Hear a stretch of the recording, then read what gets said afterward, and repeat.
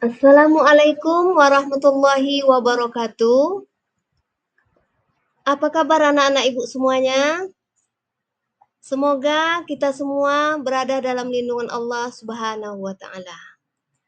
Baiklah, pada pagi hari ini kita akan mempelajari dengan materi kita Al-Quran dan Sunnah sebagai pedoman hidup kita. Pada bab ini terdapat dua ayat yang menjadi inti materi. Kedua ayat ini berhubungan dengan kedudukan Al-Quran dan hadis sebagai pedoman hidup. Ayo kita belajar anak-anak ibu. Nah anak-anak ibu semua, seperti yang telah ibu katakan tadi, pada pembahasan ini kita akan membahas dua ayat. Yang pertama, Al-Quran Surat An-Nisa ayat 59. Sekarang mari kita baca sama-sama ya. A'udzubillahi minasyaitonirrajim. Bismillahirrahmanirrahim. Ya ayyuhallazina amanu ati'ullaha wa ati'ur rasul wa ulil amri minkum fa in tanaza'tum fi syai'in farudduhu ilallah war rasul in kuntum tu'minuna billahi wal yawmil akhir zalika khairum wa ahsanu ta'wil. Nah, sekarang mari kita baca terjemahannya. Surat An-Nisa ayat 59. Wahai orang-orang yang beriman, taatilah Allah dan taatilah Rasul dan ulil amri atau pemegang kekuasaan di antara kamu.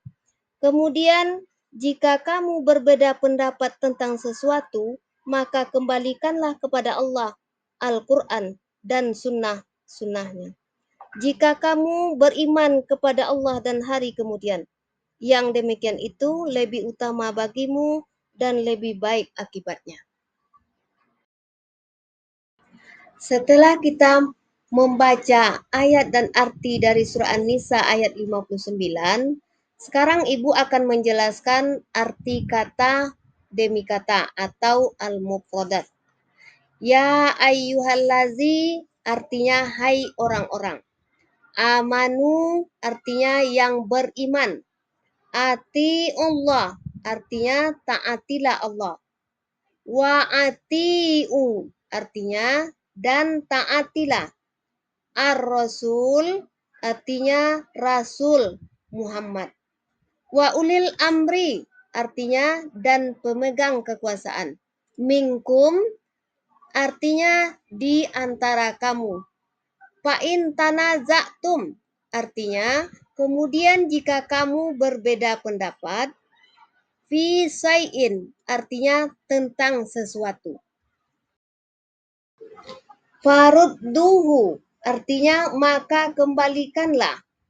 Ilallahi war rasul artinya kepada Allah dan Rasul.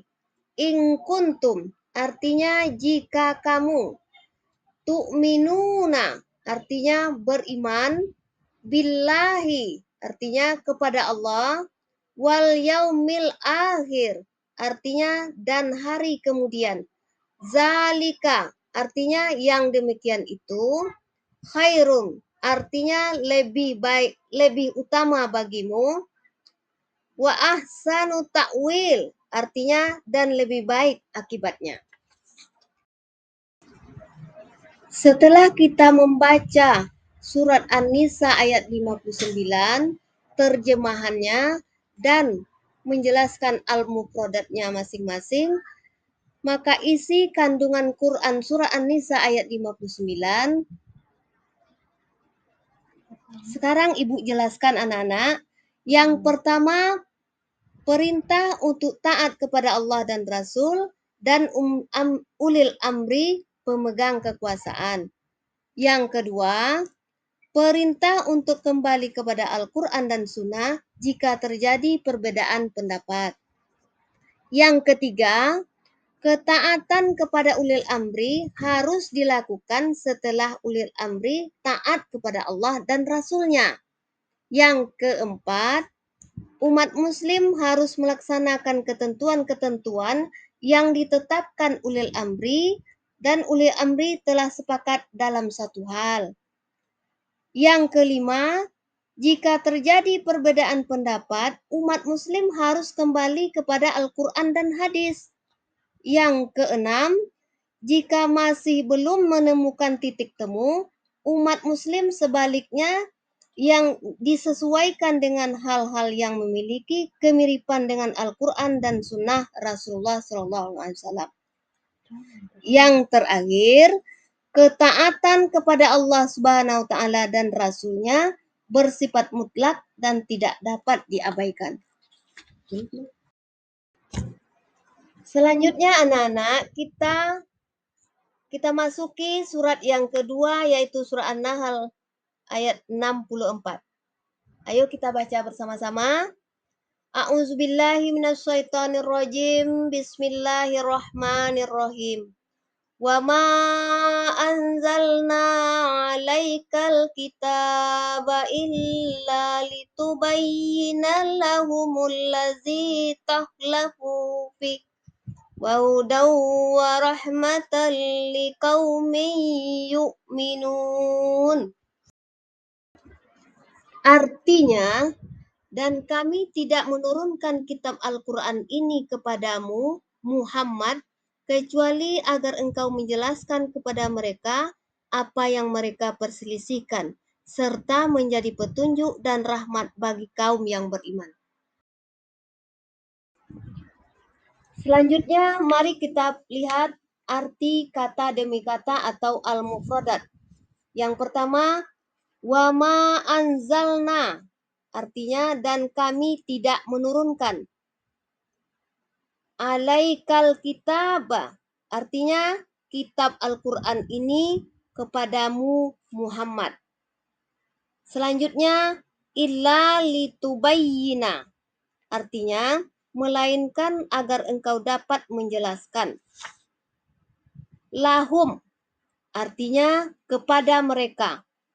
Selanjutnya, allazi tahlafu fi, artinya apa yang mereka perselisihkan. Wahudan, artinya serta menjadi petunjuk. Warahmatan, artinya dan rahmat. Liqaumin, artinya bagi orang-orang. Kemudian yu'minun, artinya yang beriman. Setelah kita membaca surat An-Nahl ayat 64 tadi, sekarang kita lihat isi kandungannya.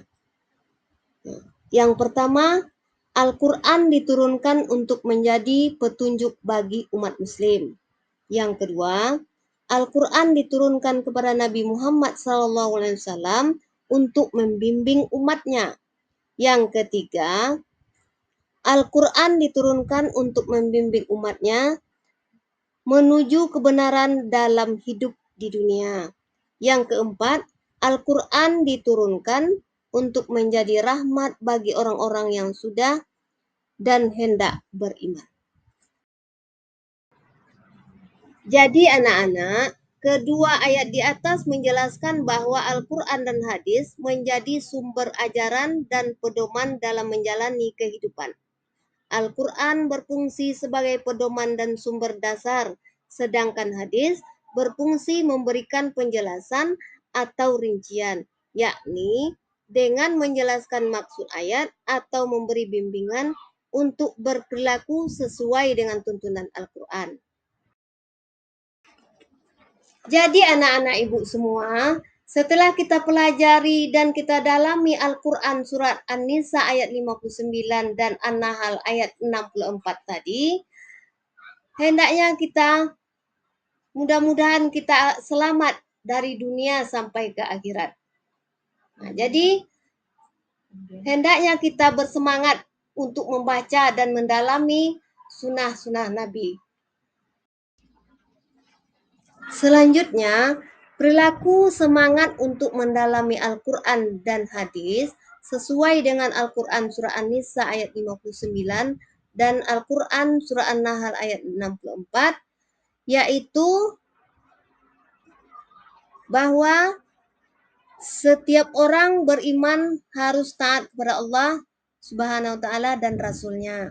Yang kedua, sebagai orang beriman, kita juga harus mentaati pemimpin, baik pemimpin dalam pemerintahan maupun para ulama. Yang ketiga, apabila terjadi perdebatan dalam masalah agama, agar kembali kepada Al-Quran dan hadis. Selanjutnya, membaca Al-Quran dengan baik, memahami terjemahan, dan membaca buku-buku tafsir. Kemudian, membaca buku-buku yang berkenaan dengan hadis. Terakhir, berkonsultasi dengan guru terkait dengan bacaan atau kandungan Al-Quran dan hadis. Bagaimana anak-anak ibu semuanya? Sudah ada semangat untuk membaca Al-Quran dan sunnah Nabi?